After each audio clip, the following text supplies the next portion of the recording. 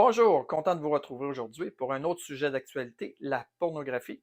Mais avant, je voudrais juste me présenter, Benoît Marcoux, conseiller en relations d'aide pastorale depuis à peu près 30 ans et aussi pasteur de l'Église comme Jésus.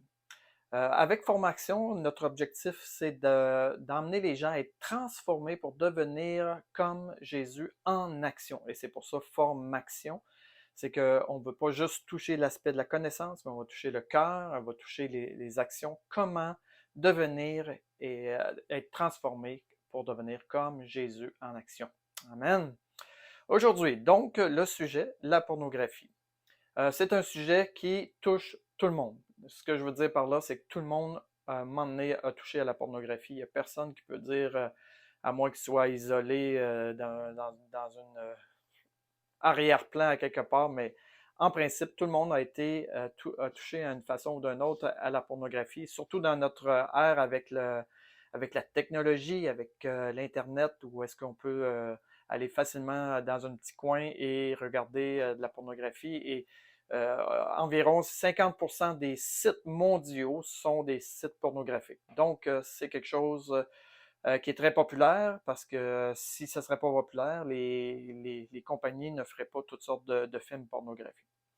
Maintenant, c'est ça. Vu que ça touche beaucoup de gens et ça touche aussi hommes et femmes, ça touche pas juste, c'est pas juste un sujet qui touche les hommes qui étaient associés habituellement juste aux hommes, mais maintenant, on peut clairement dire que c'est les femmes aussi sont associées à la pornographie. Et aujourd'hui, pour simplifier la communication, je vais parler juste par rapport les hommes, par rapport à la pornographie, mais c'est le même principe qui s'applique sur les deux sens au niveau de ce sujet-là. Fait que juste pour me tenir en rigueur que je ne parle pas des femmes, pour me simplifier ma communication.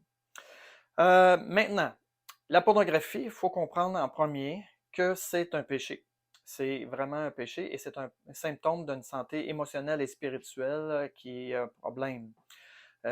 Si on n'adresse pas la pornographie comme un péché et qu'on dit ah non non c'est pas un péché, c'est juste moi seul dans mon petit univers et ça touche pas à personne, c'est une grande erreur parce que la première personne que ça touche c'est Dieu. On offense Dieu parce que Dieu ne veut pas ça et on se autodétruit avec ça. Et par le fait même, si on s'autodétruit, on affecte aussi notre famille, on affecte les gens autour de nous. Que dit la Bible à ce sujet-là? Dans les 10 commandements, il y a 2 commandements qui sont touchés à ce sujet-là, le sixième et le neuvième.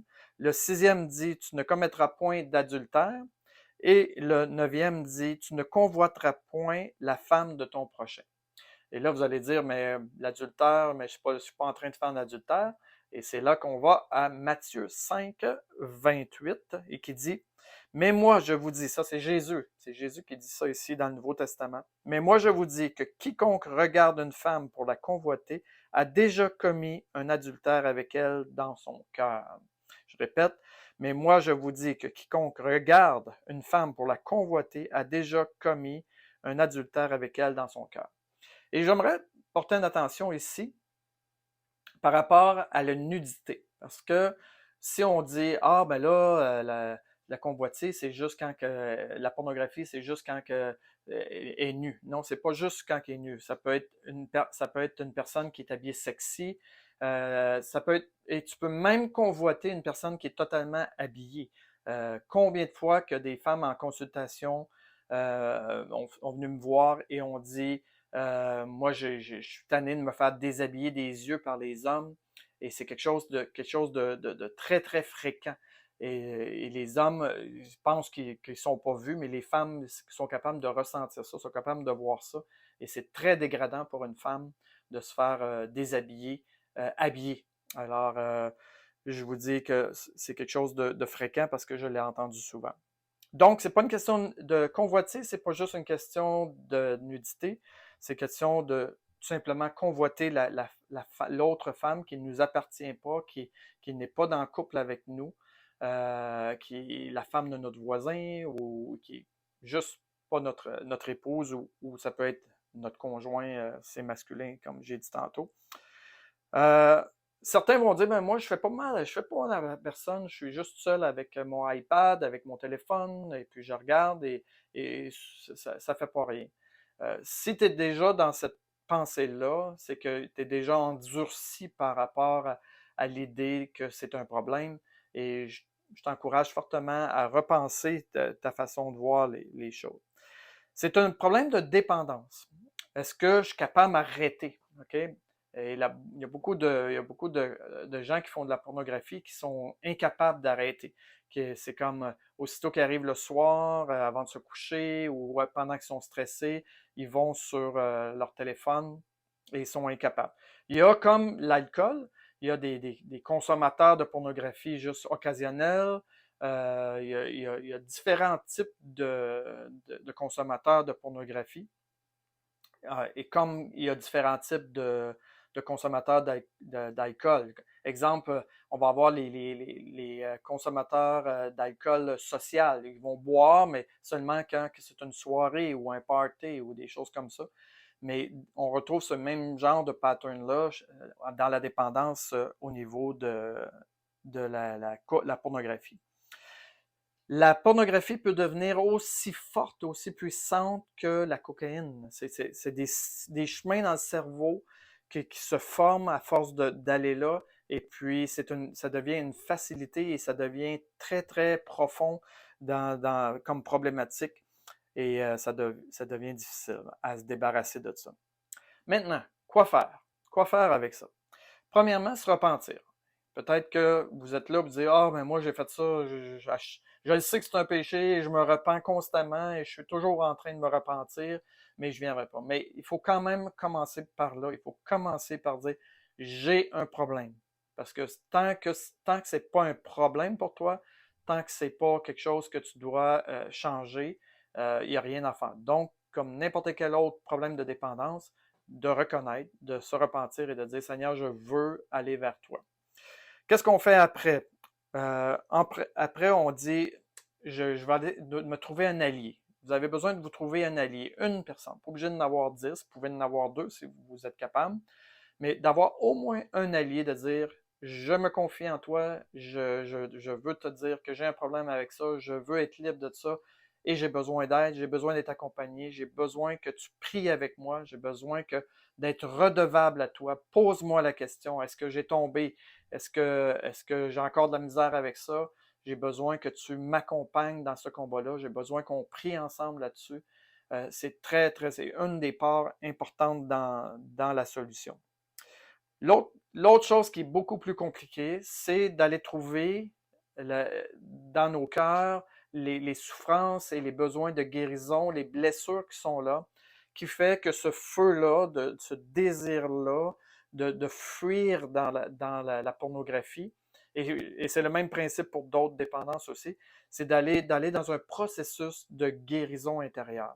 Et ça demande de prendre du temps avec Dieu, d'aller dans la parole de Dieu, d'aller chercher des outils pour comprendre qu'est-ce qui se passe et entendre de Dieu où est-ce qu'ils sont les blessures et les combats par rapport à mon passé. Euh, trouver les besoins. Quand on trouve le besoin, quel est le besoin que ça comble? Quand je vais vers la pornographie, quel est le besoin que ça comble?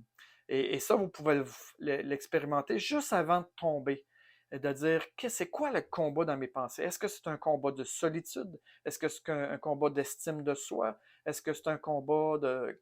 Quel est le combat? Qu'est-ce qui tourne dans mes pensées par rapport à le besoin que ça vient combler présentement? Et si déjà vous trouvez c'est quoi le besoin, déjà vous êtes sur une bonne piste. Si vous n'arrivez pas à travers ces processus-là, je vous en supplie, allez chercher de l'aide professionnelle, allez chercher des gens, ne restez pas là-dedans, ne dites pas je n'ai pas été capable, puis je vais juste continuer. Non, allez chercher de l'aide professionnelle, et c'est important d'aller plus loin là-dedans. Pourquoi? Parce que ça peut vous amener toutes sortes de conséquences. Des conséquences d'adultère, des conséquences de problèmes de couple, des problèmes avec vos enfants.